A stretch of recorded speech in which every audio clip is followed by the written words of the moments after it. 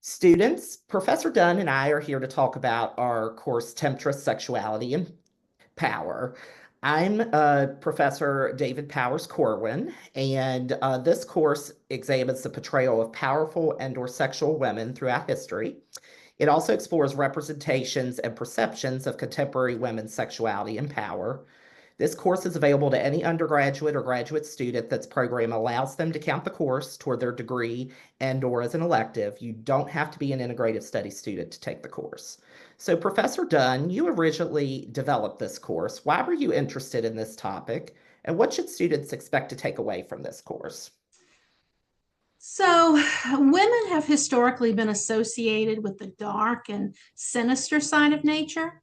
For example, if you look at the concept of yin and yang, yin is described, is defined as the female, passive, and negative. It's otherworldly and hidden, like the moon, while yang is male and is active and positive and open and easy to know, like the sun is. And that intrigues me, this um, cultural, global cultural association of the female with bad. If you look at the Judeo-Christian tradition, the first human villain is Eve, right, who gets mankind cast out of paradise. If you look at ancient Greek myth, Pandora unleashes all the evils of the world um, due to her uncontrolled curiosity. And when you add to this a millennium old belief that women's sexuality is the cause of so many men's downfall, um, and then compound that with the current political rhetoric around women's body autonomy, it's just such an interesting area that I don't think that we delve into enough. So this course really looks at that historical legacy of the bad woman, of the temptress, of the villain, and gets to the where does this come from? What is the origins of this belief? And then how does that impact our society, past and current? And do we still have these contemporary narratives about bad women? And if so, where are they and what are they and how do they affect our lives today? Very interesting. So, in thinking about for me, teaching the course more recently and thinking about contemporary applications, I echo a lot of what you just said, Professor Dunn, because when I think about this, I think about how many women and femme presenting people have reclaimed some of this.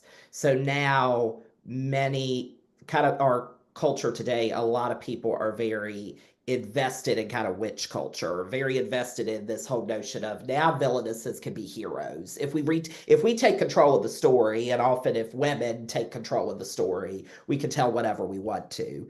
But still juxtaposed with this rhetoric of a Me Too world where women's sexuality is still not theirs, their reproduction is still not theirs to decide.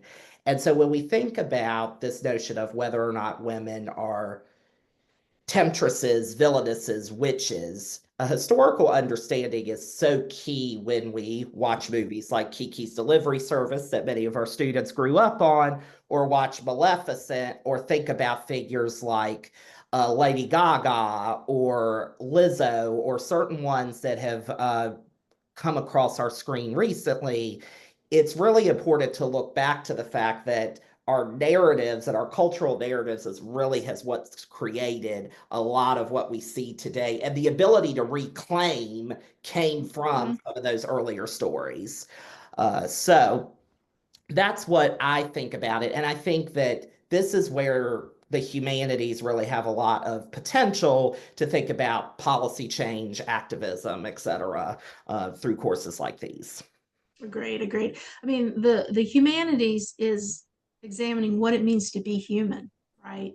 And that to me is the core of any more social science, political, government, sociology exploration that would come next. Mhm. Sure.